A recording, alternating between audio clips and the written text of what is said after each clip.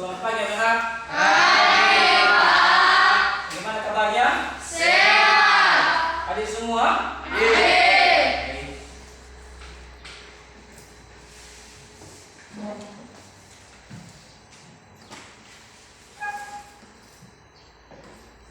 Kita akan memulai proses belajar mengajar kita seperti biasa.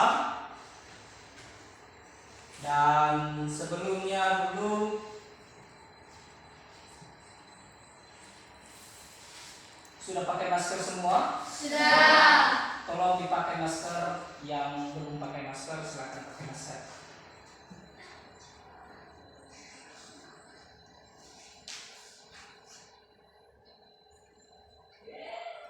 Baik, sebelum kita memulai proses belajar mengajar kita, maka pada kesempatan ini saya minta kepada anak-anak saya untuk membawakan kita dalam doa.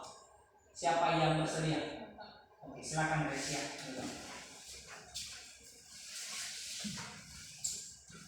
Mari kita berdoa sesuai dengan agama dan kepercayaan kita masing-masing.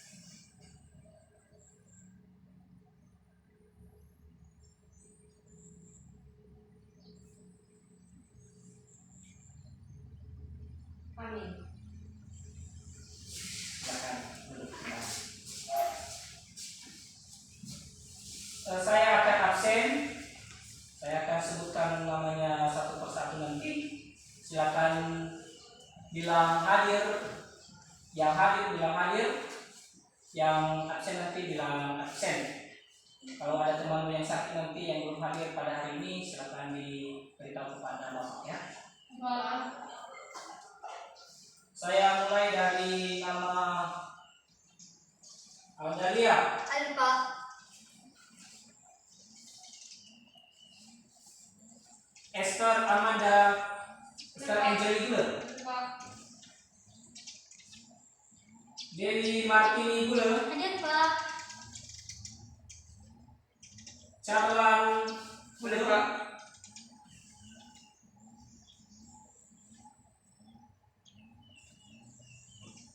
Melda Sari Gula, Ada Pak. Murni Kurniawati Gula, Ada Pak.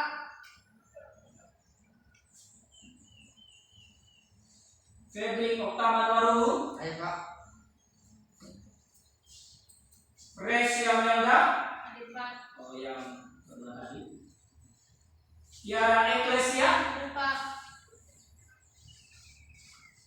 Nesta Pakurniawan Gula, Ada Pak. Krisman Junedi. Ada Pak. Ada yang sakit? Ada yang sehat? Ya. Oke, baik. Terima kasih sudah hadir. Kehadiran kalian adalah sebagai wujud bahwa kita adalah anak-anak generasi penerus bangsa yang mengisi kemerdekaan. Pada hari ini, sebelum kita mulai proses belajar kita, maka kita akan menyanyikan salah satu lagu wajib nasional. Maka siapa yang bersedia? Silakan. Mari kita berdiri ya. Garuda Pancasila 3. Iya. Garuda Pancasila, akulah pendukungmu. Patriot proklamasi, sedia berkorban untukmu. Pancasila dasar negara.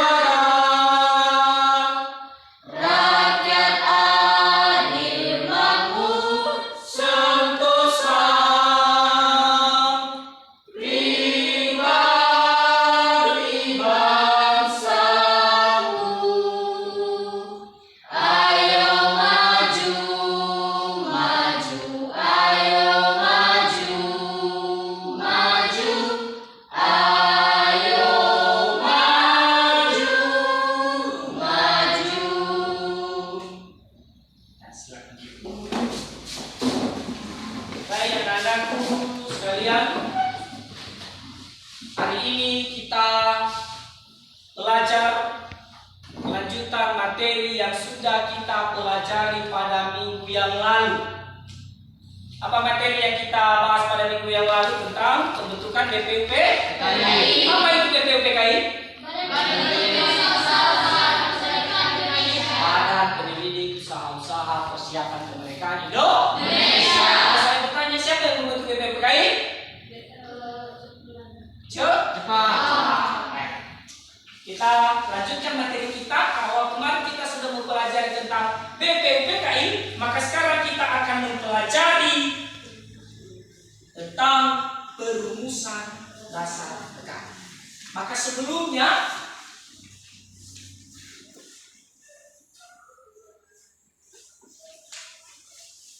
ini adalah materi kita di atas perumusan dasar negara. Sebelum kita masuk pada materi itu, maka harus kita pahami dulu tujuan pembelajaran kita. Bentar ya. Ya. Ini adalah tujuan. Siapa yang bisa membaca untuk kita? Tujuan pembelajaran kita? Silakan. Tujuan pembelajaran yaitu mampu menganalisis proses perumusan dan penetapan Pancasila sebagai dasar negara. Baik, itu adalah tujuan pembelajaran yang pertama, mampu menganalisis proses perumusan dan penetapan Pancasila sebagai dasar negara. Yang kedua, ya silakan. Mampu meneladani tokoh perumus dasar negara. Mampu meneladani perumus dasar negara. Artinya nanti setelah kalian mempelajari ini, kalian bisa meneladani sikap mereka dalam kehidupan sehari-hari, bagaimana cara mereka menyusun dasar negara Indonesia itu. Yang ketiga, siapa? Nah, tapi dari sebelah kanan saya, si Resia dulu. Mampu menyajikan hasil perumusan Pancasila sebagai dasar negara. Mampu menyajikan hasil perumusan Pancasila sebagai dasar negara. Di sini nanti kalian diharapkan dapat menyajikan hasil dari apa yang sudah kita pelajari melalui pembentukan kelompok nanti. Yang berikut siapa? Oke. Mampu menerapkan dalam kehidupan sehari-hari Pancasila sebagai dasar negara. Mampu meneladani, mampu menerapkan dalam kehidupan sehari-hari Pancasila sebagai dasar negara. Nah, dalam kehidupan kita sehari-hari setelah Anda atau anak-anak saya nanti mempelajari materi ini, maka kalian diharapkan menerapkan dalam kehidupan sehari-hari nilai-nilai Pancasila. Baik. Sebelum kita masuk pada materi kita, maka Bapak akan meminta kalian untuk membaca buku supaya materi kita yang kita pelajari hari ini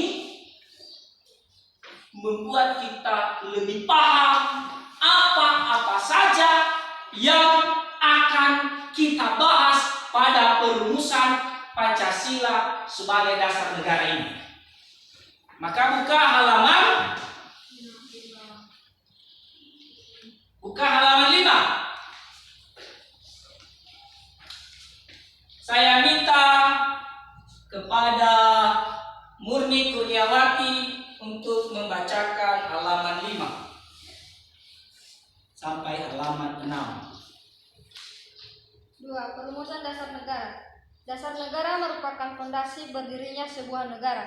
Ibarat sebuah bangunan, tanpa fondasi yang kuat tentu tidak akan berdiri dengan kokoh. Oleh karena itu, dasar negara sebagai fondasi harus disusun sekuat mungkin sebelum suatu negara berdiri. Ketua BPUPKI Dr. KRT Rajiman Wedoningrat pada pidato awal sidang pertama menyatakan bahwa untuk mendirikan Indonesia merdeka diperlukan suatu dasar negara. Untuk menjawab permintaan Ketua BPUPKI, beberapa tokoh pendiri negara mengusulkan rumusan dasar negara. Rumusan yang diusulkan memiliki perbedaan satu dengan yang lain. Namun demikian, rumusan-rumusan tersebut memiliki persamaan dari segi materi dan semangat yang menjiwainya. Pandangan para pendiri negara tentang rumusan dasar negara disampaikan berdasarkan sejarah perjuangan bangsa dan dengan melihat pengalaman bangsa lain. Meskipun diilhami oleh gagasan-gagasan besar dunia, tetapi tetap berakar pada kepribadian dan gagasan besar dari bangsa Indonesia sendiri. Usulan mengenai dasar Indonesia merdeka dalam sidang pertama BPUPKI secara berurutan dikemukakan oleh Muhammad Yamin, Supomo, dan Insinyur Soekarno. Pada sidang BPUPKI tanggal 29 Mei 1945, Mr. Muhammad Yamin saat mengusulkan rancangan dasar negara Indonesia mengatakan bahwa rakyat Indonesia mesti mendapat dasar negara yang berasal daripada peradaban kebangsaan Indonesia. Orang Timur pulang kepada kebudayaan Timur. Kita tidak berniat lalu akan meniru sesuatu susunan tata negara negeri haram. Kita bangsa Indonesia masuk ke yang beradab dan kebudayaan kita beribu-ribu tahun umurnya atau Muhammad Yamin mengusulkan secara lisan 5 dasar bagi negara Indonesia merdeka, yaitu sebagai berikut. Yang pertama, peri kebangsaan, kedua, peri kemanusiaan, ketiga, peri ketuhanan, keempat, peri kerakyatan, kelima, kesejahteraan sosial. Terima kasih. Kita teruskan kepada Esther. Lanjut. Setelah selesai berpidato, Muhammad Yamin menyampaikan konsep mengenai dasar negara Indonesia merdeka secara tertulis kepada ketua sidang. Konsep yang disampaikan berbeda dengan isi pidato sebelumnya. Asas dan dasar Indonesia merdeka secara tertulis menurut Muhammad Yamin adalah sebagai berikut: 1. Ketuhanan yang Maha Esa. 2. Kebangsaan Persatuan Indonesia. 3. Rasa kemanusiaan yang adil dan beradab. 4. Kerakyatan yang dipimpin oleh hikmat kebijaksanaan dan permusyawaratan perwakilan. 5. Keadilan sosial bagi seluruh rakyat Indonesia. Selanjutnya, pada tanggal 31 Mei 1945, Soekarno menyampaikan pidatonya tentang dasar negara. Menurut Soekarno, dasar negara Indonesia merdeka adalah sebagai berikut: 1. Persatuan. 2. Kekeluargaan. 3. Keseimbangan lahir dan batin. 4. Musyawarah. 5. Keadilan rakyat. Soekarno juga menekankan bahwa negara Indonesia merdeka bukanlah negara yang mempersatukan dirinya dengan golongan terbesar dalam masyarakat dan tidak mempersatukan dirinya dengan golongan yang paling kuat atau golongan politik atau ekonomi yang paling kuat. Akan tetapi mengatasi segala golongan dan segala paham perorangan, mempersatukan diri dengan segala lapisan rakyat. Insinyur Soekarno pada tanggal 1 Juni 1945 menyampaikan pidato tentang dasar negara Indonesia merdeka. Usulannya berbentuk filosofis Grondas atau Weltanschauung. Filosofis Grondas atau Weltanschauung adalah fundamen atau filsafat pikiran jiwa, hasrat dan sedalam-dalamnya. Untuk di atasnya didirikan Indonesia merdeka yang kekal dan abadi. Negara Indonesia yang kekal abadi itu dasarnya adalah Pancasila. Rumusan dasar negara yang diusulkan olehnya adalah sebagai berikut: 1. Kebangsaan Indonesia. 2. Internasionalisme atau perikemanusiaan. 3. Mufakat atau demokrasi. 4. Kesejahteraan sosial. 5. Ketuhanan yang berkebudayaan. Terima kasih. Kita lanjut pada halaman berikut. Si Desta, Pak.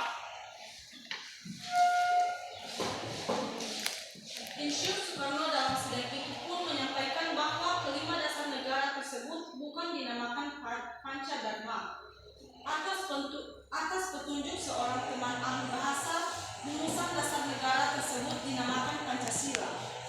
Sila artinya asas atau dasar, dan di atas kelima dasar itulah mendirikan negara Indonesia yang kekal dan abadi.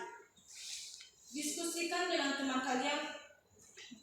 Pada akhir masa persidangan pertama, Ketua BPU PKI membentuk panitia kecil yang bertugas untuk mengumpulkan usulan para anggota yang akan dibahas pada masa sidang berikutnya. Panitia kecil beranggotakan 8 orang di bawah pimpinan Insinyur Soekarno dengan anggota terdiri atas Ki Bagus Hadikusumo, Kiai Haji Wajid Hasyim, MR Muhammad Yamin, Sutarjo Karto Hadikusumo, AA Maramis, Oto Iskandar Dinata, dan Dr. Muhammad Hatta. Panitia kecil mengadakan pertemuan untuk mengumpulkan dan memeriksa usul-usul menyangkut beberapa masalah, yaitu Indonesia Merdeka. Usul-usul yang telah dikumpulkan dimasukkan dalam beberapa golongan, yaitu 1. Golongan usul yang minta Indonesia merdeka selekas-lekasnya. 2. Golongan usul yang mengenai dasar. 3. Golongan usul yang mengenai soal unifikasi dan federasi. 4. Golongan usul yang mengenai bentuk negara dan kepala negara. 5. Golongan usul yang mengenai warga negara. 6. Golongan usul yang mengenai daerah. 7. Golongan usul yang mengenai soal agama dan negara. 8. Golongan usul yang mengenai pembelaan. Dan 9. Golongan usul yang mengenai soal keuangan. Sesudah sidang Cosaiin, panitia kecil mengadakan rapat dengan 38 anggota BPPKI di kantor besar di Jawa, Hokokai. Pertemuan tersebut membentuk lagi satu panitia kecil yang terdiri atas anggota-anggota sebagai berikut: Insinyur Soekarno sebagai ketua, Muhammad Hatta, Muhammad Yamin, AA Maramis, MR Ahmad Subarjo atau golongan kebangsaan, Kiai Haji Wahid Hasyim, Kiai Haji Kahar Muzakir, Haji Agus Salim, dan R. Adikusno Tejo Klusujo atau golongan Islam. Panitia kecil yang berjumlah 9 orang ini dikenal dengan sebutan Panitia 9, bertugas untuk menyelidiki usul-usul mengenai perumusan dasar negara. Ya, silakan duduk. Kita lanjut satu orang lagi. Siapa yang bisa bersedia? Ya, si Alda, silakan. Panitia 9 mengadakan rapat di rumah kediaman Insinyur Soekarno di Jalan Pengangsaan Timur nomor 56 Jakarta. Setelah itu, pada tanggal 22 Juni 1945, Panitia 9 telah mencapai satu persetujuan atau kesepakatan tentang rancangan pembukaan hukum dasar atau undang-undang dasar. Rapat berlangsung secara alot karena terjadi perbedaan paham antar peserta tentang urusan dasar negara, terutama soal agama dan negara. Persetujuan Panitia 9 ini termaktub di dalam satu rancangan pembukaan hukum dasar atau undang-undang dasar. Oleh Insinyur Soekarno, rancangan pembukaan hukum dasar ini diberikan nama Mukadimah. Oleh MR Muhammad Yamin dinamakan Piagam Jakarta, dan oleh Sukiman Wirjoyo dinamakan Gentleman's Agreement atau 4 pilar kehidupan berbangsa dan bernegara tim penyusun. Setelah rapat yang cukup alot, disepakati rumusan konsep dasar negara yang tercantum dalam rancangan Mukadimah Hukum Dasar. Naskah ini memiliki banyak persamaan dengan pembukaan Undang-Undang Dasar 1945. Baik, kita sedang melaksanakan literasi, dan saat ini karena kita mempelajari tentang perumusan dasar negara, maka silakan perhatikan gambar di atas ini. Ya, sudah melihat ini di atas? Menurutmu ini gambar apa? Gedung. Ya. Apa lagi? Apartemen. Apa? Bangunan. Hotel. Apartemen. Tinggi kan? Ya. Tinggi sekali gedung ini. Kalau kita hitung dia bisa mencapai 90 lantai. Adik-adik, lingkungan kita belum seperti begini? Tidak. Nah, nggak ada kan? Di mana kita lihat? Di kota-kota besar. Jadi, kenapa gedung ini bisa berdiri kokoh? Karena memiliki fondasi. Ya, karena memiliki fondasi. Ada yang lain yang bisa menanggapinya? Banyak. Si Krisma dari tadi hutang. Karena bahannya berkualitas. Karena bahan dari bangunan itu berkualitas. Ada lagi yang bisa menanggapi? Si Carla. Karena yang membuatnya tukangnya profesional. Karena yang membuat atau tukangnya profesional. Apakah benar? Benar ya. Sebuah gedung bisa berdiri kokoh karena salah satu yang kalian sebut itu dia punya fondasi, dia punya tukang yang profesional, dan dia punya bahan yang berkualitas. Itu adalah salah satu dari fondasi atau bangunan itu. Apa itu fondasi? Oh, silakan. Fondasi rumah merupakan suatu bagian dari konstruksi bangunan yang berfungsi untuk menahan beban semua bagian yang berada di atasnya, serta baik tidaknya fondasi rumah juga memastikan sebuah bangunan apakah ia dapat bertahan lama dan kuat menghadapi bencana alam seperti gempa bumi, jadi agar terhindar dari bencana alam. Demikian. Itu adalah pengertian fondasi. Nah, ini gambar apa di atas? Ya, ini fondasi yang kalian sebut tadi, yang Esther sampaikan pengertiannya, itu fondasi dasar dari sebuah bangunan. Apa ini? Bangunan yang roboh. Hancur kan? Ya. Kenapa bisa hancur dia? Karena dia tidak memiliki fondasi. Apa akibat sebuah bangunan jika tidak mempunyai fondasi? Si apa ini? Si Tiara, silakan berdiri. Bangunan akan cepat roboh. Bangunan akan cepat roboh. Ada lagi? Si Marungu. Bangunan tidak akan berdiri tegak. Bangunan tidak akan berdiri tegak. Bagus. Ada lagi? Si Resia. Bangunan tersebut tidak bertahan. Itu akibat dari sebuah bangunan. Apa efeknya bagi kita? Kalau kita berada pada bangunan yang tidak kuat, kalau gempa, apa yang terjadi pada diri kita?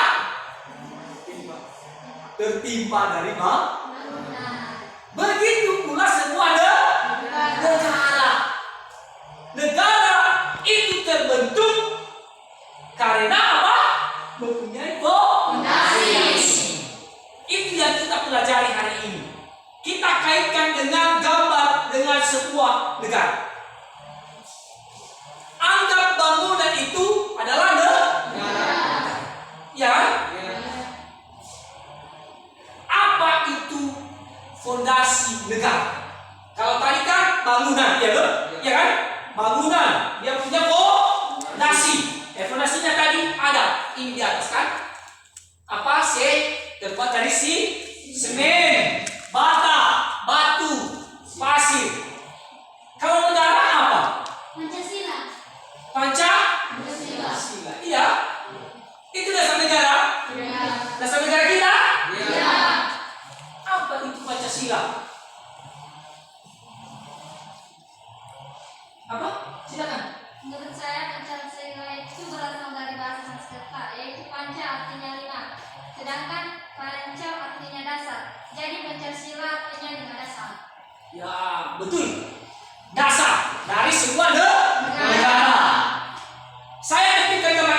tadi agar kita lebih memahami apa itu, bagaimana terbentuknya suatu negara.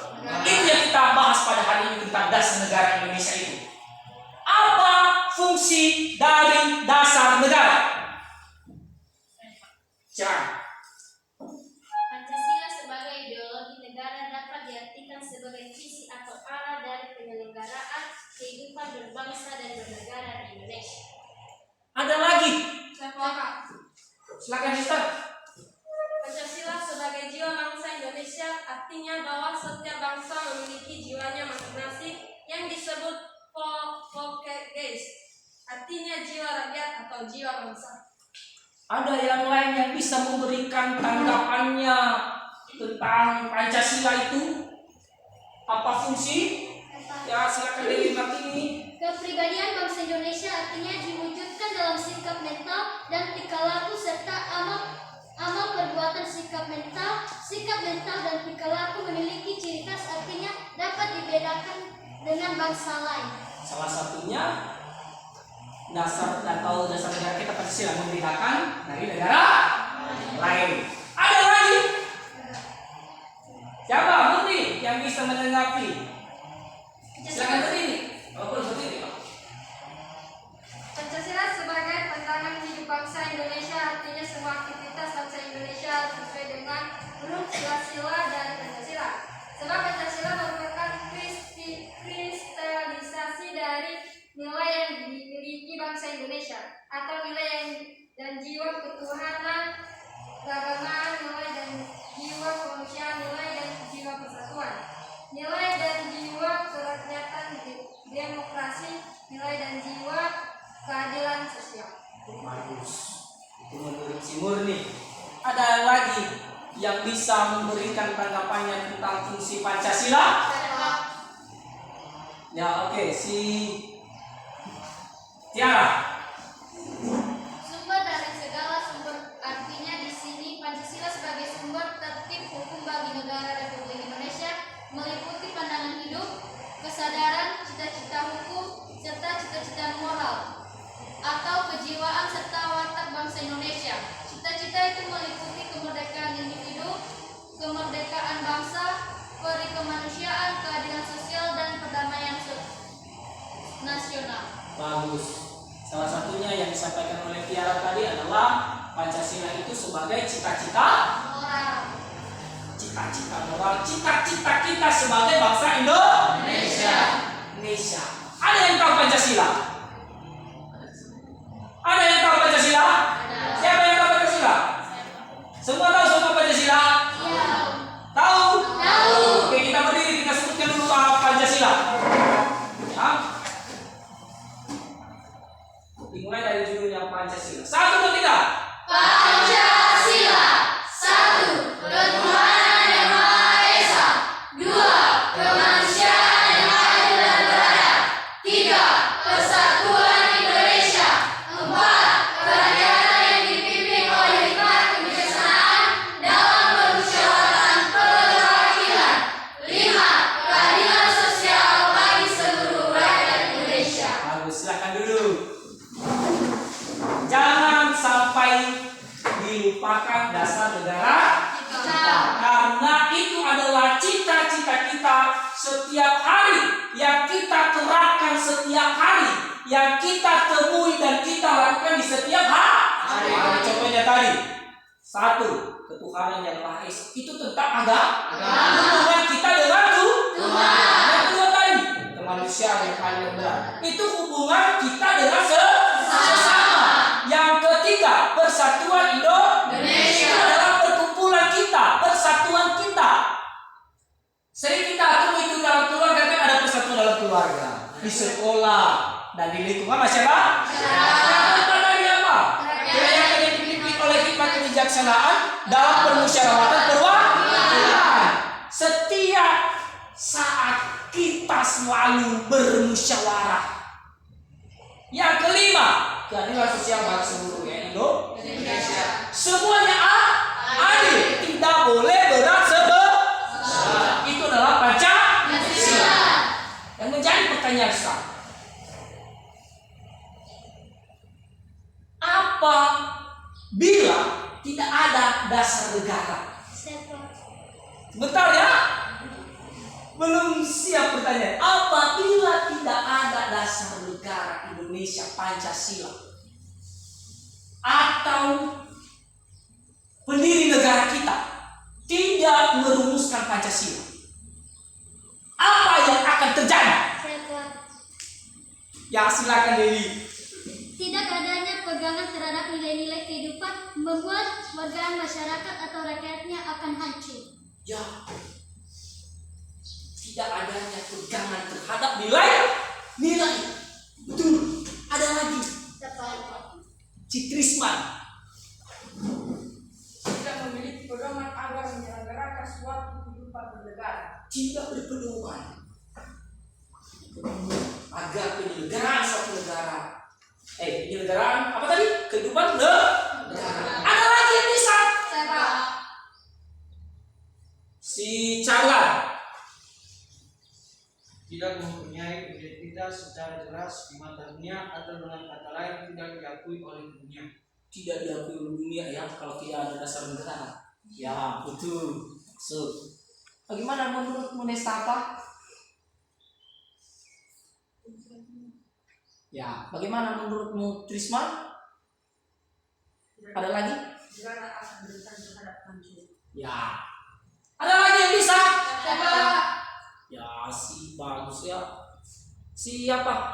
Si Tiara lah. Negara akan mengalami kehancuran karena tidak memiliki suatu landasan secara kuat, dapat diibaratkan sebagai bangunan yang akan roboh jika tidak memiliki sebuah tiang. Hal ini sama seperti negara yang tidak memiliki dasar negara. Ya, bagus ya. Ada lagi satu lagi saya minta yang lebih mendekat. Siapa? Oke lah, si Resia. Negara akan rentan terhadap kehancuran. Betul, negara akan rentan terhadap Kehancuran. sama seperti bangunan tadi. Ini kan? Mana bangunan tadi? Coba lihat slide di atas ya. Ya, kalau tidak ada fondasi akan rentan, hancur, roboh. Coba kalau sila pertama tidak ada agama. Di sila pertama tadi ketuhanan yang maha. Bagaimana kalau tidak ada agama? Maka yang terjadi adalah kehancuran pribadi kita. Orang bisa melaksanakan apa yang dia lakukan. Bisa mencuri, membunuh. Tidak mempunyai Tuhan. Itu adalah fungsi dari Pancasila. Apabila tidak ada Pancasila itu yang kalian sebutkan tadi, negara akan hancur. Kita akan hancur kalau tidak ada sering pertikaian di lingkungan masyarakat. Bagus. Kapan dibentuk dasar negara itu? Oke, silakan si Esther. Dasar negara dibentuk pada tanggal 29 Mei sampai 1 Juni 1945 pada sidang 1 BPUPKI. Ya, dilaksanakan dibentuknya dasar negara Indonesia tadi kata si Esther pada sidang 1 BPUPKI tanggal 29 berapa tadi Mei? 29 Mei ya. 29 Mei sampai dengan 1 Juni. Di sidang 1 BPUPKI. Lalu siapa saja tokoh perumus itu? Si Murni. Tokoh perumus itu kecil. Berapa orang mereka? Berapa? Ada 3 orang. Silakan berdiri. Usulan mengenai dasar negara Siapa namanya? oleh Muhammad Yamin, Ya, terus yang kedua? Supomo, Yang ketiga? Susilo Supomo. Bagus. Ada 3 tokoh perumus dasar negara di sidang pertama BPUPKI. Yang pertama tadi apa Murni? Muhammad Yamin. Dr. Randus Hafiz Muhammad. Kedokteran saya maaf. Master Muhammad.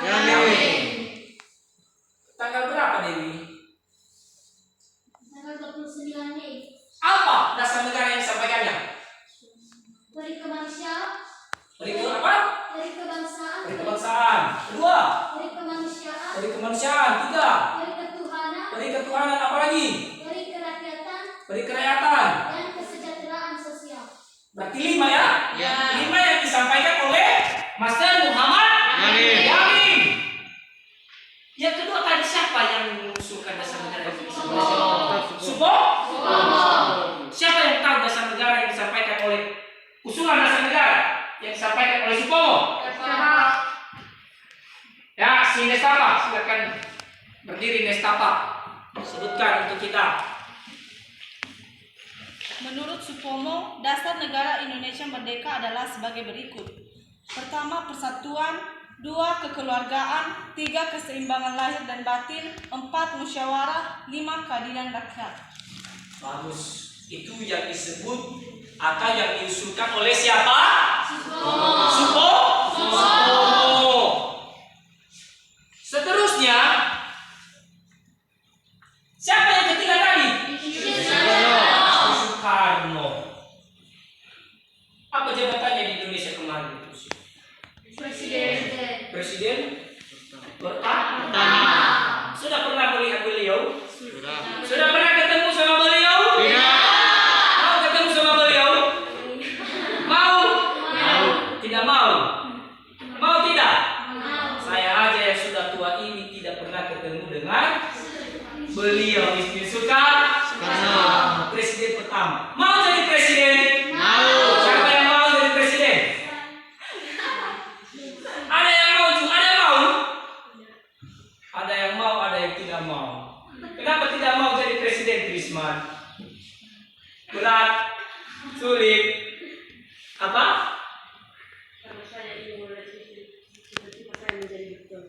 Oh, dokter. Ya, ada yang tidak mau lagi tadi. Siapa? Siapa? Kenapa tidak mau, Tiara? Presiden bukan cita-cita saya. Apa cita-citamu? Bahwa Nanti sebagai polisi wanita. Makanya rajin-rajin belajar.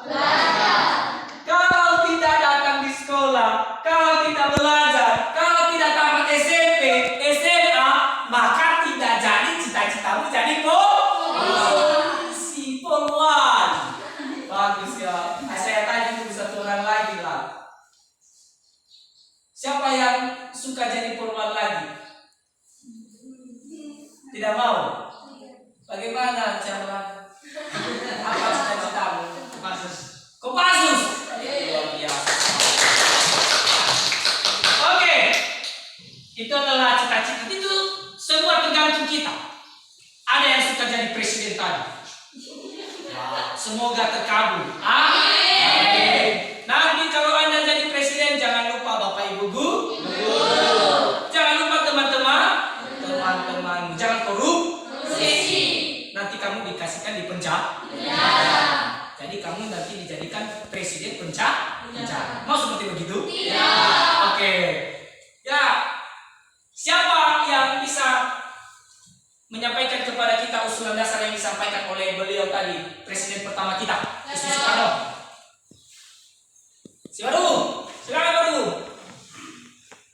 Usulan yang diusulkan oleh Soekarno adalah kebangsaan Indonesia, internalisme atau peri kemanusiaan, mufakat atau demokrasi, kesejahteraan sosial dan ketuhanan yang berkebudayaan. Ya, bagus. Ada 5. Tadi ini adalah, lihat gambar ini di atas. Ini adalah gambar-gambar beliau. Sudah pernah melihat gambar ini di atas? Sudah? Mana di atas ini gambar presiden pertama kita atau Isu Soekarno? Mana dia? Mana dia? Yang mana bentuknya itu? Memakai baju putih. Yang memakai baju putih terus pakai topi. Berarti nomor? Itu adalah presiden. Berarti kita sudah ketemu sama beliau. Meskipun hanya pada gambar.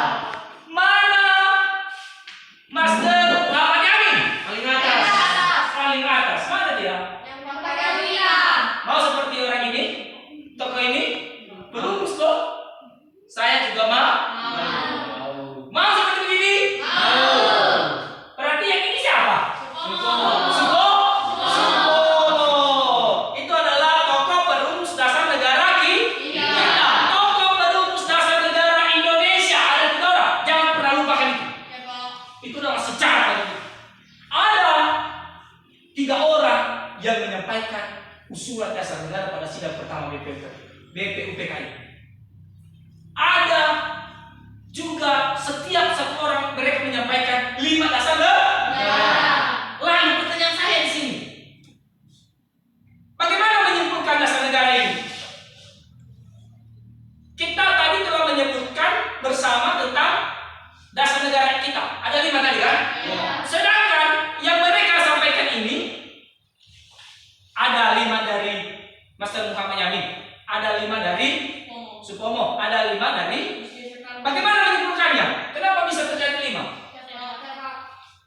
Udah mantap kalian. Oke, silakan Murni. Cara menyimpulkan dasar negara yang diusulkan pada sidang pertama BPUPKI yaitu dengan membentuk panitia kecil yang disebut panitia 9. Karena atau untuk menyimpulkannya bentuklah panitia 9. Ya, apa itu panitia 9? Kenapa mereka disebut panitia 9? Karena jumlah Hah? Siapa? Ini? Sudut. karena jumlah anggota panitia 9 berjumlah 9 orang. Oh, begitu. Berarti disebut mereka panitia 9 itu karena mereka beranggotakan 9 orang. Bagus. Lalu kenapa dibentuk? Apa tugas-tugas mereka itu? Ya, silakan Mister.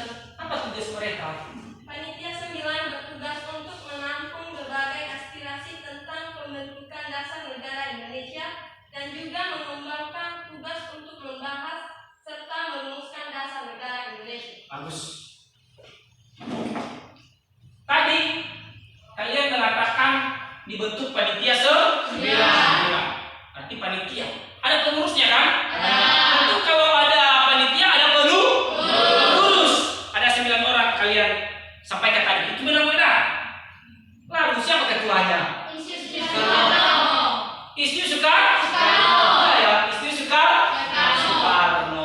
Bagus. Itu adalah ketua panitia 9. Bagus. Tadi ada ketua. Berarti ada anggota. Berarti 9 orang mereka kan? Siapa yang bisa menyebutkan kepada kita siapa nama-nama anggota panitia 9 itu? Siapa? Ya, Siresia, sebutkan. 1. Insinyur Soekarno, Mr. Prof. Muhammad Yamin, Dr. Andes Muhammad Hatta, Fr. A.A. Maramis, Raden Abi Kusno, Jokro Sujoso, Abdul Kahar Muzakir, H. Agus Salim, K.H. Wacid Hasjim, Mr. Ahmad Subarjo. Ada lagi? Oke, terima kasih. Itu adalah panitia 9. Saya baca lagi ya. Yang pertama, Isyu Soekarno. Yang kedua, Ki Bagus Hadi Kusuma. Yang ketiga, Kiai Haji Wahid Syahid. Yang keempat, Muhammad Yamin. Yang kelima, Ahmad Subarjo. Yang keenam, Ramis. Yang ketujuh, Abdul Kahar Muzakir. Yang ke-8 Muhammad Atta, dan yang ke-9 Abu. Lalu karena mereka itu panitia 9 dan ditugaskan tadi seperti yang disampaikan oleh Esther, menampung aspirasi dan apalagi pembentukan dasar negara, menampung dari dasar negara yang disampaikan oleh 9 tokoh. Lalu apa saja yang mereka hasilkan panitia 9 itu? Apa yang dihasilkan oleh panitia 9? Siapa yang tahu? Si Muri salah satunya, silakan. Hasil kerja keras panitia 9 ini membuahkan sebuah hasil, yaitu rumusan dasar negara. Muhammad Yamin memberi nama hasil rumusan ini dengan nama Piagam Jakarta. Rumusan Piagam Jakarta ini bersih tentang yang pertama, ketuhanan dengan kewajiban menjalankan syariat Islam bagi pemeluk-pemeluknya. 2. Kemanusiaan yang adil dan beradab. 3. Persatuan Indonesia. 4. Kerakyatan yang dipimpin oleh hikmat kebijaksanaan dalam permusyawaratan perwakilan. 5. Keadilan sosial bagi seluruh rakyat Indonesia. Ya, bagus. Mereka menghasilkan dasar negara yang tertuang dalam Piagam Jakarta. Tadi sempat saya dengar di sila pertama, ketuhanan dengan kewajiban menjalankan syariat Islam bagi penduduk. Kalau kita bandingkan sekarang di Undang-Undang Dasar kita, hanya ketuhanan yang Maha Esa.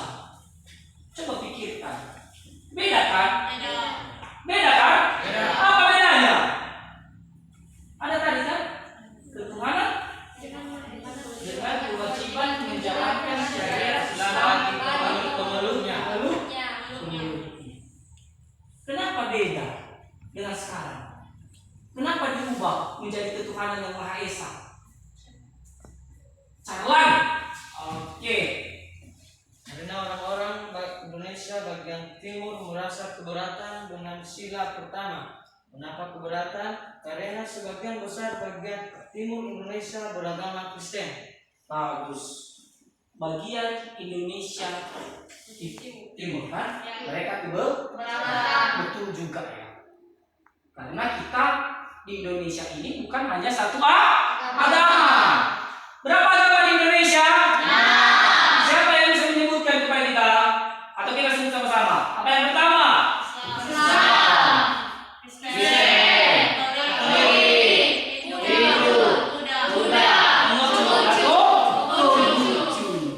Makanya juga bisa diubah ya.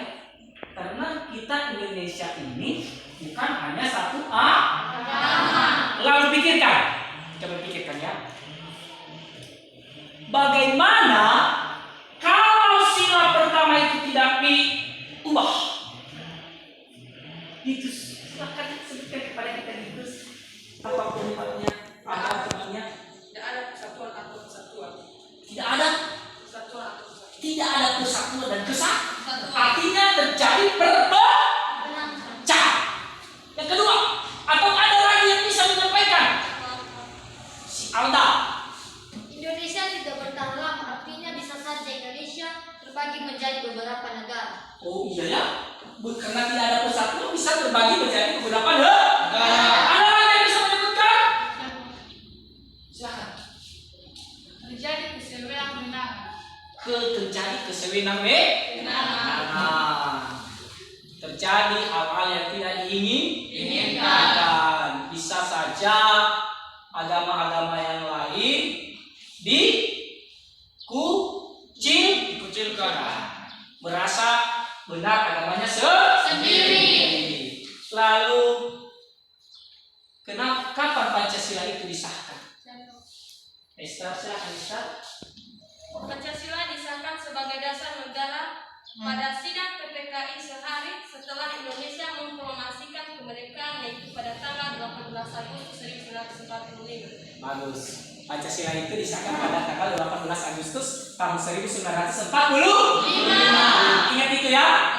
Pancasila disahkan oleh PPKI pada tanggal 18 Agustus 1945. Baik. Saya akan membagikan kelompok kalian dan tetap nanti mematuhi protokoler kesehatan. Di kelompok ini nanti, di pembagian kelompok ini, mana yang saya sebut namanya kelompok 1, silakan nanti bergabung di kelompok 1. Mana yang kelompok 2, silakan bergabung di kelompok 2. Mana yang bergabung di kelompok 3, silakan bergabung di kelompok. Di sana nanti ada yang perlu kalian diskusikan bersama. Kalian bertukar pikir, ada masalah di LKPD nanti yang saya buat, dan kalian pecahkan bersama. Setelah itu nanti setiap kelompok mempresentasikan di depan hasil diskusinya. Dan yang lain benar. Sudah mengerti? Saya bagi ya. Kelompok 1 terdiri dari yang pertama Esther Anjeli dulu. Ya. Melasari dulu. Charlan, Murni, Kurniawati. Ya, itu kelompok 1 ya. Tulis namanya ya. Pilih ketua, pilih moderatornya nanti.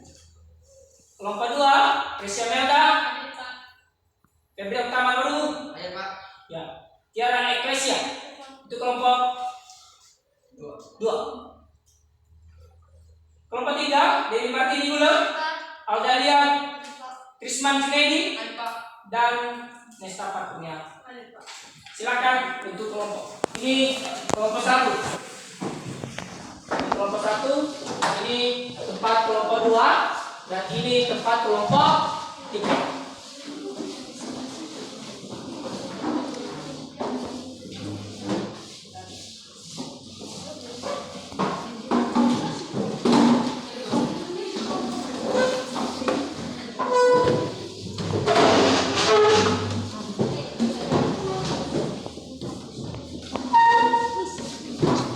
Jangan-jangan ya.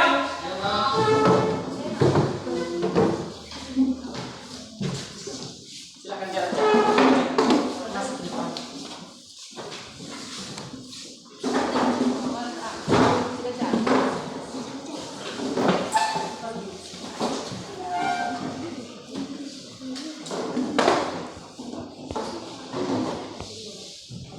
Ini APDP ya.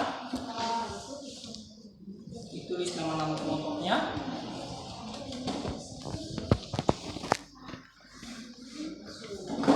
Ini.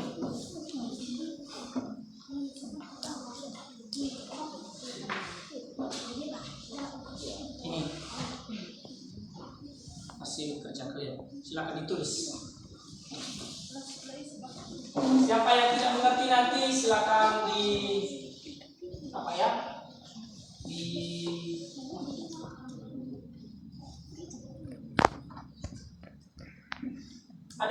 ada pertanyaan? Ada 3 soal di situ. Saya bagi ya. Kelompok 1 mengerjakan soal nomor 1. Kelompok 2 mengerjakan soal nomor 2. Dan kelompok 3 mengerjakan soal nomor 3.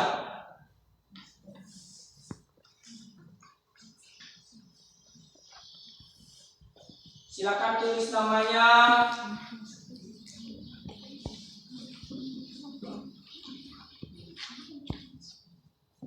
Silakan berdiskusi.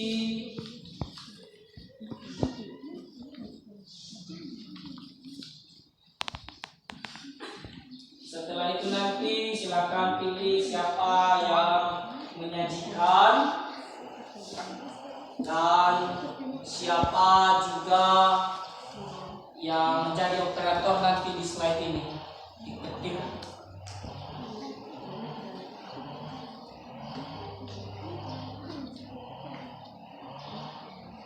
Ada pertanyaan? Tidak ada? Tetap jaga jarak ya.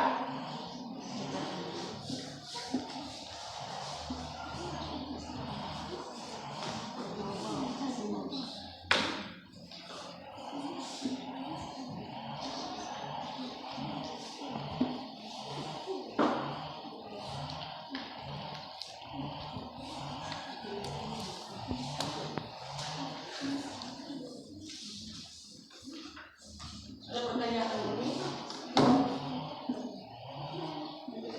Silakan diskusi ya. Jangan hanya satu orang yang mengerjakan soal itu. Berikan usulan masing-masing. Saya berikan waktu 5 menit.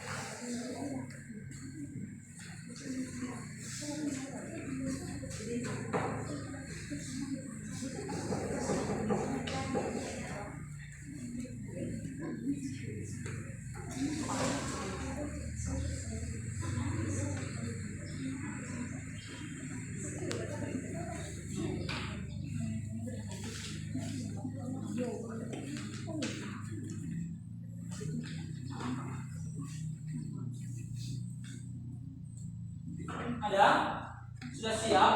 Kelompok 1. Gimana kelompok 1? Sedikit lagi.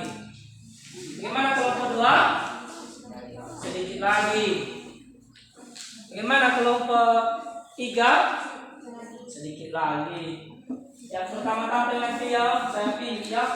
Tidak harus melalui urutan kelompoknya. Bisa saja nanti kelompok 2 saya pilih yang pertama, bisa kelompok 3, juga bisa kelompok 1 yang pertama tampil.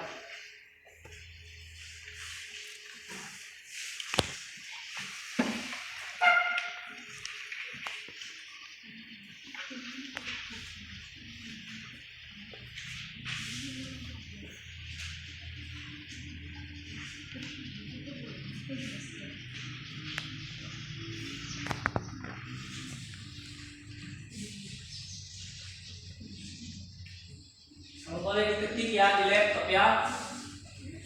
Punya laptop kan? Punya, tinggal kelompok 3 nanti. Tapi jangan kalau sudah dikerjakan aja dulu, kerjakan aja. Nanti bisa dipinjam di kelompok yang lain laptopnya ya. Karena penyajiannya nanti harus melalui slide.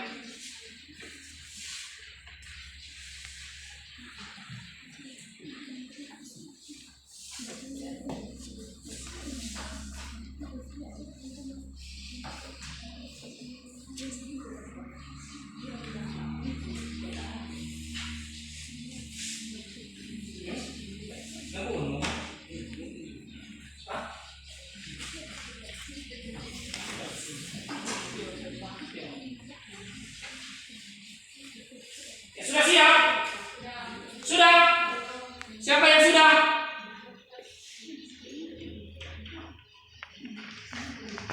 Oke, saya rasa kelompok 1 sudah siap ya. Sudah siap kelompok 1? Sudah? Sudah? Oke, kita tampilkan kelompok 1. Ya, sudah diketik. Oke. Bentar ya.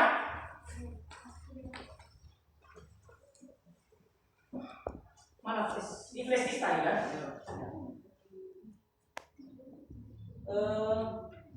Sudah siap kan diketik? Kasihkan sama mereka biar mereka ketik juga hasil dari presentasi mereka.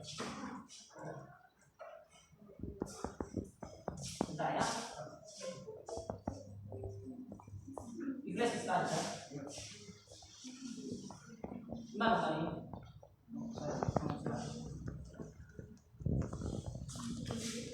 Ya. Silakan kelompok yang lain kita dengarkan. Mana moderatornya? Atau ke depan kalian? Oke, ke depan. Bisa mana? Bentar, biar saya tutup dulu.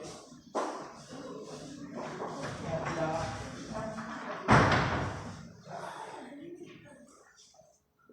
Kalau boleh, berapa orang kalian?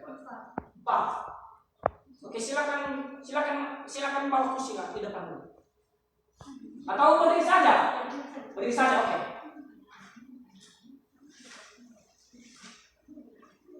Silakan kelompok yang lain dengarkan dan tanggapi nanti apabila ada pertanyaan. Baik, terima kasih kesempatan dan waktu yang telah diberikan kepada kami dari kelompok 1 untuk mempresentasikan hasil diskusi kami yang tertera di dalam LKPD 1. Baik, langsung saja yang akan mempresentasikan hasil diskusi kami oleh teman kami Mantan Sari, persilakan. Baik, langsung saja yang menjadi soal atau pertanyaan pada soal ini adalah apa saja yang harus diteladani pada tokoh perumusan negara. Ada 5 yang harus diteladani dalam tokoh perumusan negara, yaitu 1. Nasionalisme dan patriotisme, 2. Rela berkorban, 3. Cinta tanah air, 4. Kerja keras dan musyawarah mufakat saat rapat, 5. Pantang menyerah, sabar, rela berkorban, rela menolong dan takwa kepada Tuhan. Demikian. Ya. Sudah mendengarkan kelompok 3? Sudah kelompok 2 mendengar? Ada. Ini adalah hasil dari diskusi mereka. Jadi Saya kembalikan kepada kalian. Teman-teman, demikian saja hasil presentasi kami. Jika ada tanggapan atau pertanyaan dari teman-teman, dipersilakan. Ada pertanyaan? Ya, silakan dicatat. Nah, makanya tadi saya bilang bahwa atau di sini aja kalian tapi lah, di sini aja. Karena sulit untuk menulis ya. Di tempat aja kita nanti diskusi atau tampil. Yang menjadi pertanyaan balik dari kelompok kami adalah bagaimana sikap kita sebagai siswa bersikap nasionalis dan patriotis di lingkungan keluarga, sekolah, dan masyarakat.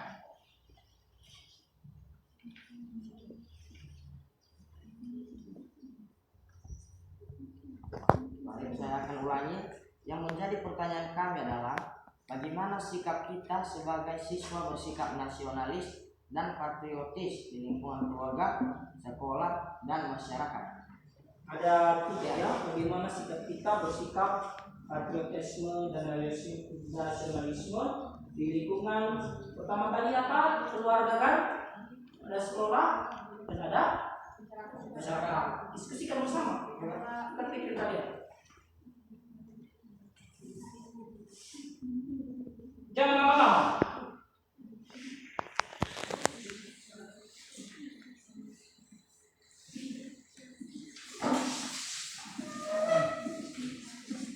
Siapa sih? Si Esther. Oke, silakan. Baik, untuk pertanyaan teman kami si Febri Oktaman lalu, saya akan menjawab sendiri. Pertama dulu, wujud sikap nasionalisme dan patriotisme di lingkungan keluarga ada 5, antara lain 1. Membantu orang tua, 2. Mendengarkan nasihat orang tua, 3. Menjaga nama baik keluarga, serta menghormati dan menghargai orang tua, dan yang 5. Menunjukkan keteladanan terhadap agama kepada anggota keluarga. Yang kedua, wujud sikap nasionalisme dan patriotisme di lingkungan sekolah ada 5, yaitu antara lain 1. Melaksanakan tata tertib sekolah, 2. Mengikuti upacara bendera dengan baik, 3. Menghormati guru, 4. Menjaga keamanan lingkungan kelas, dan yang 5. Membantu teman yang kesulitan. Dan yang terakhir, wujud sikap nasionalisme dan patriotisme di lingkungan masyarakat berbangsa dan bernegara ada 5, antara lain 1. Menghormati jasa para pahlawan, 2. Menghargai lagu kebangsaan, 3.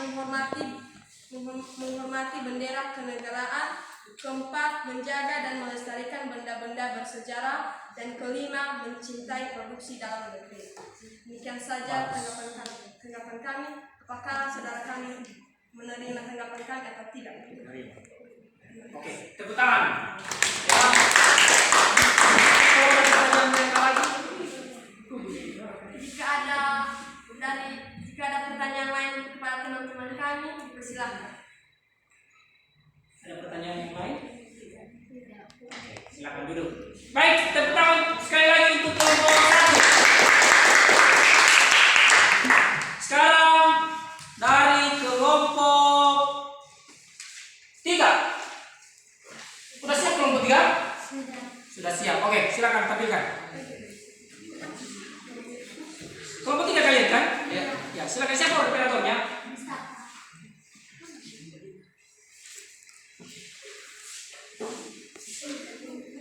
Mana? Bentar ya.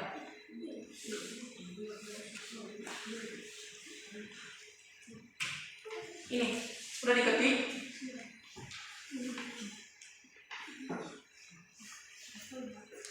Ya, silakan kalau sudah siap diketik, silakan kirimkan di sini.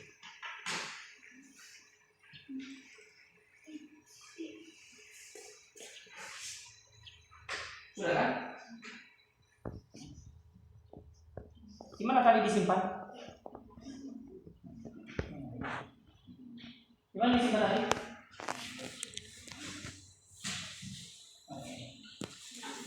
Di flash disk ya. Silakan nanti presentasikan di depan.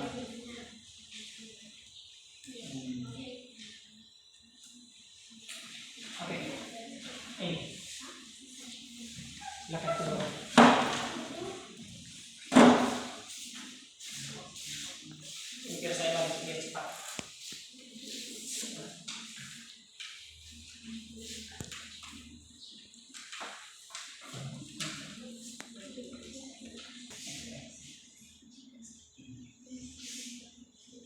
Ya. Kelompok yang lain silakan kita dengarkan hasil dari diskusi kelompok 3. Kita berikan kesempatan kepada mereka untuk mempresentasikannya. Nah, pada kelompok 3 silakan. Baik, terima kasih kesempatan dan waktu yang telah diberikan kepada kami dari kelompok 3 untuk menyajikan hasil diskusi kami yang tertera di LKPD 3. Sebagai penyaji yang akan menyajikan LKPD kami itu Dewi Martini kepada teman kami. Silakan. Nah, menjadi pertanyaannya yaitu bagaimana menerapkan nilai-nilai Pancasila di lingkungan sekolah. Cara menerapkan nilai-nilai Pancasila di lingkungan sekolah adalah yaitu 1. Berdoa sebelum belajar di kelas. 2. Mentaati tata tertib di sekolah dan mendengarkan nasihat guru. 3. Rukun dalam berteman dengan siapa saja. 4. Aktif dalam kegiatan sekolah dan mengerjakan tugas dengan baik. 5. Tidak membeda-bedakan teman. Sedangkan cara menerapkan nilai-nilai Pancasila di lingkungan keluarga adalah 1. Beribadah dengan tekun. 2. Saling menghormati dan menghargai antara anggota keluarga. 3. Rukun dan adil dengan adik dan kakak. 4. Mendengarkan nasihat orang tua dan melaksanakan aturan di rumah. 5. Bekerja sama melakukan pekerjaan rumah. Demikian. Baik, demikian saja hasil LKPD kami. Jika ada pertanyaan atau tanggapan dari teman-teman, persilakan.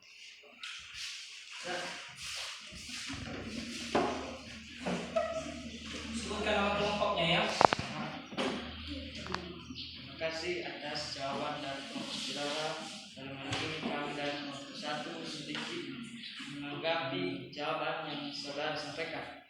Yang menjadi pertanyaan dari kelompok kami adalah, jika kita tidak menerapkan nilai-nilai Pancasila, apakah efek negatifnya? Intinya apa efek negatif jika kita tidak menerapkan nilai-nilai Pancasila? Sudah mengerti itu? Sudah paham kan pertanyaannya? Apa efek negatif jika kita tidak menerapkan nilai-nilai Pancasila? Silakan diskusikan.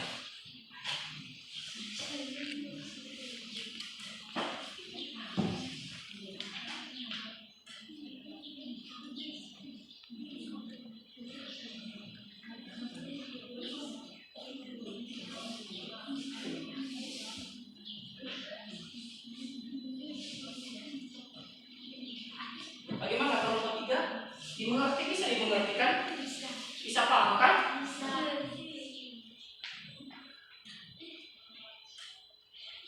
Baik, yang akan menjawab pertanyaan teman kami calon dijawab oleh teman kami Anda lihat itu. Silakan.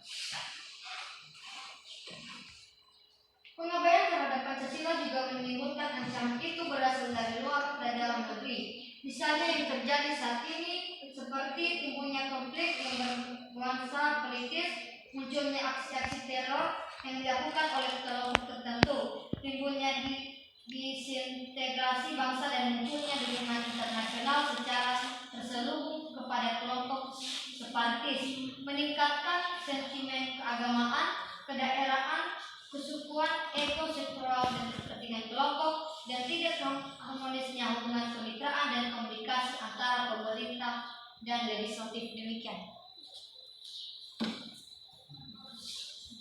Apakah saudara kami calon mengerti? Ada sanggahan lagi ya? Bagaimana kesanggahannya ya? Terima kasih atas jawaban saudara. Aldalia dari kelompok 3. Yang menjadi pertanyaan saya lagi, dari jawaban saudara tadi adanya kelompok separatis. Apa itu kelompok separatis?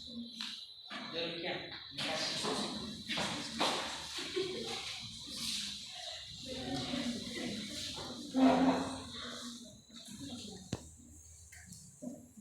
Ya, pertanyaan baliknya tadi, apa itu yang disebut dengan kelompok separatis?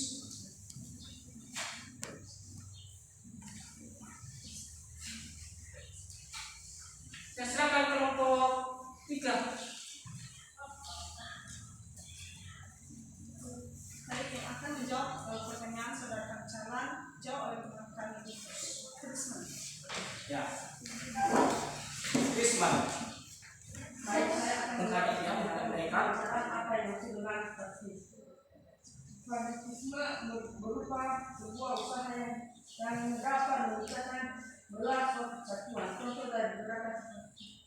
separatisme diantaranya adalah merupakan PKI Madiun, Gerakan Aceh Merdeka atau GAM, Republik Maluku Selatan, dan G3OS, PKI, dan yang lain. Baik, apakah teman-teman bisa mengerti? Ada lagi pertanyaan? Silakan buka lagi kalau ada pertanyaan semua mereka. Jangan.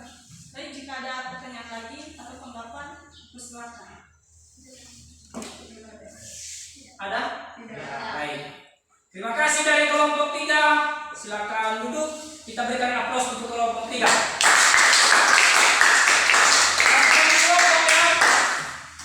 Kelompok 2. Silakan kelompok 2 mempresentasikan hasil diskusi kalian. Silakan. Aduh, sudah diketik? Sudah, silakan ke sini laptopnya. Ya, laptopnya ya. Tanya.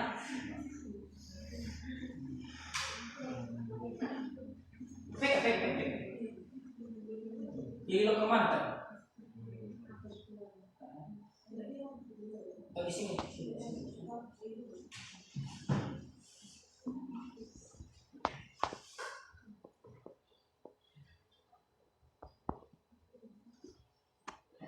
di sini. Bukan sini, sudah bagus.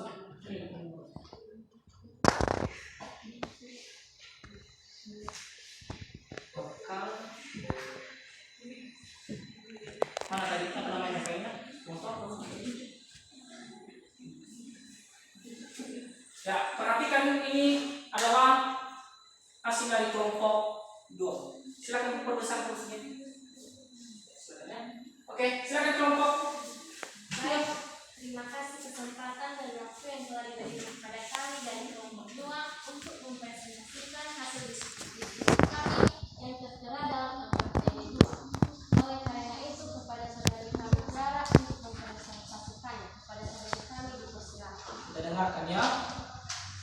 Soalnya yaitu, menurutmu apa yang terjadi jika sila pertama Pancasila tidak diubah? Jawaban kami yaitu, menurut kami jika sila Pancasila khususnya sila pertama tidak diubah, maka terjadi intoleran dan perpecahan, saling tidak menghargai, merasa paling benar, tidak ada kedamaian dan persatuan, dan kesatuan tidak pernah terjalin.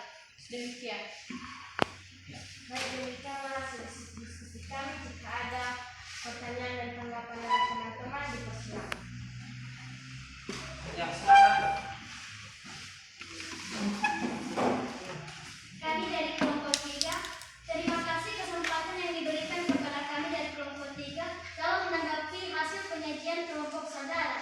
Tadi dari kelompok saudara telah menjelaskan bahwa jika tidak diubah sila pertama Pancasila, maka yang terjadi adalah intoleran dan perpecahan. Yang menjadi pertanyaan kami adalah: 1. Apa itu intoleran? Dan 2. Apa saja contoh-contoh intoleran yang pernah terjadi di lingkungan kita? Demikian. Oke. Silakan dijawab, diskusikan dan silakan dijawab.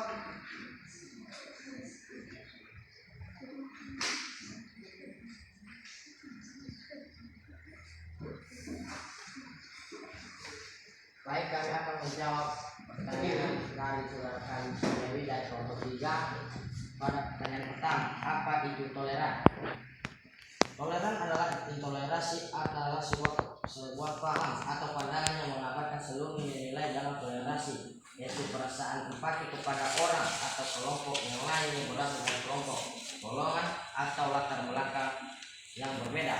Dan nomor yang kedua, soalnya adalah apa saja contoh-contoh intoleran yang pernah terjadi di lingkungan kita.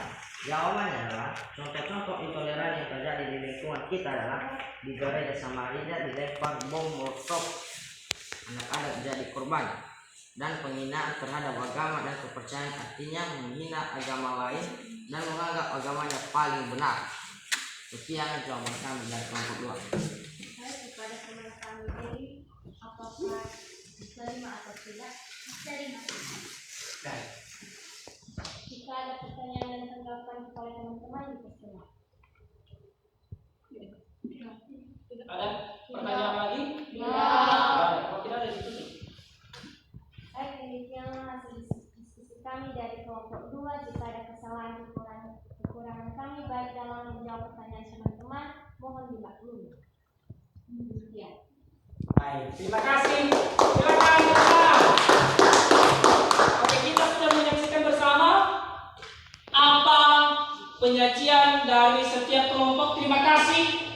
Dan saya akan kumpulkan LKPD masing-masing. Silakan dikumpulkan. Sudah ditulis nama, tulis nama ya.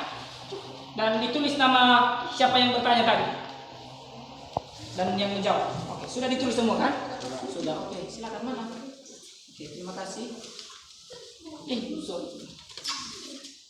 Kelompok 2. Mana kelompok 3? Baik, terima kasih. Nanti saya akan nilai sebagai tambahan nilaimu, nilai tugas. Oke, silakan atur kursinya masing-masing.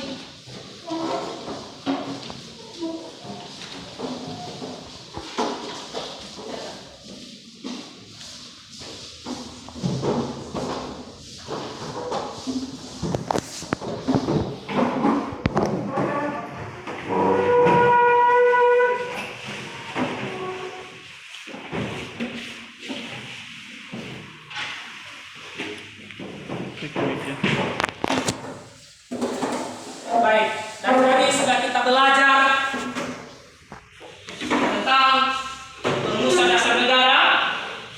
Tadi sudah kita melihat tentang bangunan, siapa yang merumuskannya. Bahkan kita sudah mendiskusikan soal di LKPD masing-masing dan sudah disajikan. Dan pada saat ini kita akan menyimpulkan materi yang kita bahas hari ini.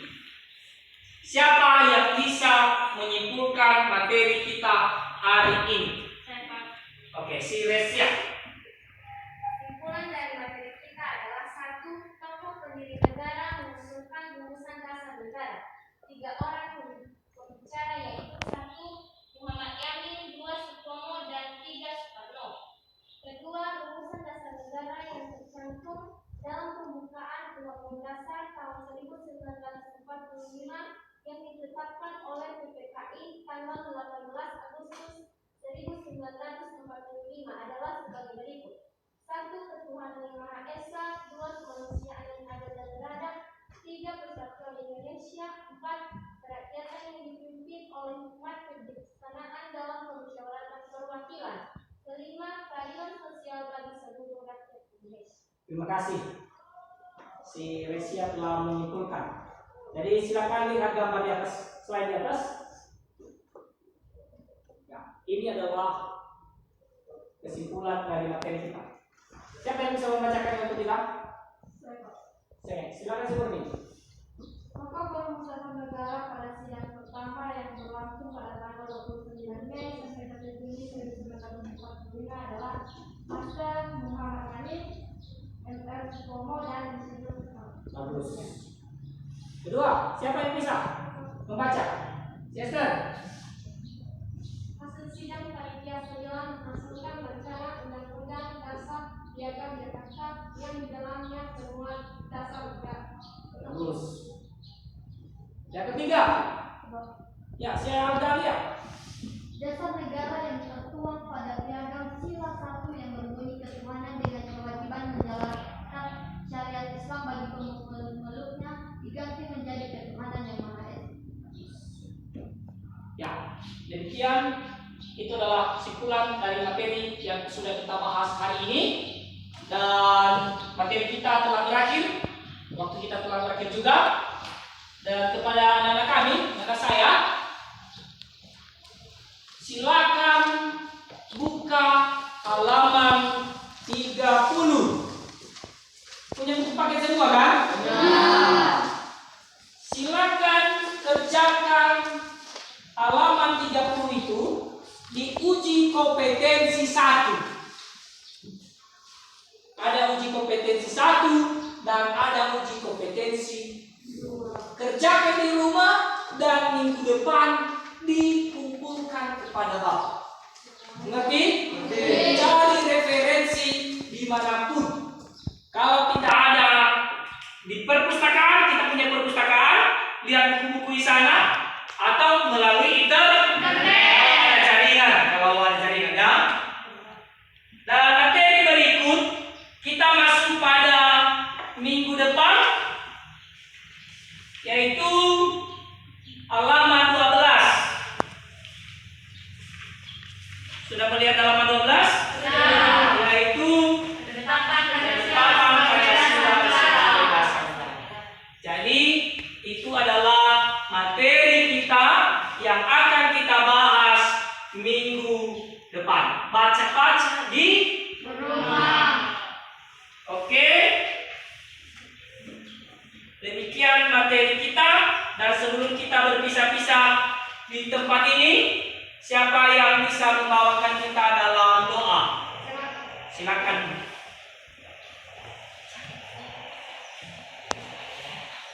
Teman-teman, mari kita berdoa bersama dan percaya kita masing-masing.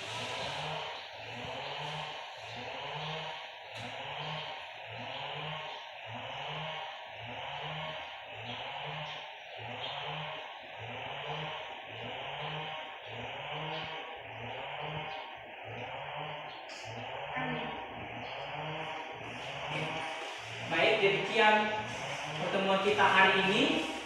Dan kepada anak-anak kami, kalau pulang nanti silakan pulang di rumah, langsung pulang. Jangan Anda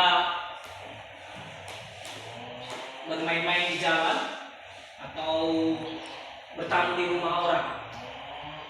Sudah dengar itu? Sudah. Tugas ingat ya. Demikian materi kita yang kita laksanakan pada hari ini, dan saya sapa kita Yahoo. Pagi. Selamat siang.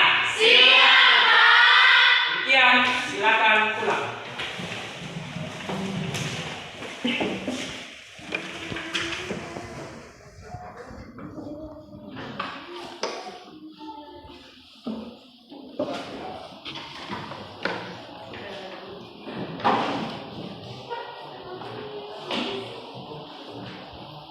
Nanti kepada cabang silakan